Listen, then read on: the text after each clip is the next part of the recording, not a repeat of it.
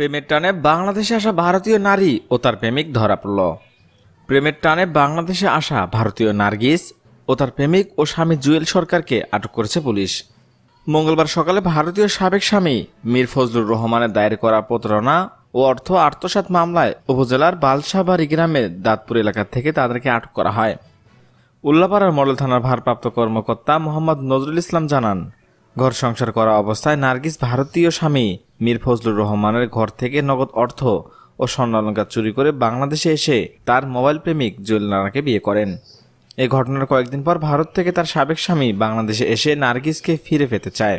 এতে নার্গিস রাজি হয় না। পরে তার সাবেক ভারতীয় স্বামী মীর ফজলুর রহমান থানায় একটি মামলা দায়ের করেন।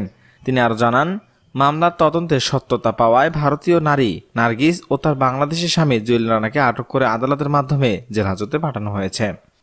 দর্শক, স্বামী সন্তান থাকার পরেও একজন নারী কিভাবে অন্য একজন প্রেমিকের সাথে পালিয়ে যেতে পারে? এই নারী কি শাস্তি আপনারা আশা করছেন? জানতে চাই আপনাদের মূল্যবান মতামত। এখনকার মতো এখানে শেষ। পরবর্তী আপডেট জানতে আমাদের সাথে থাকুন। ধন্যবাদ।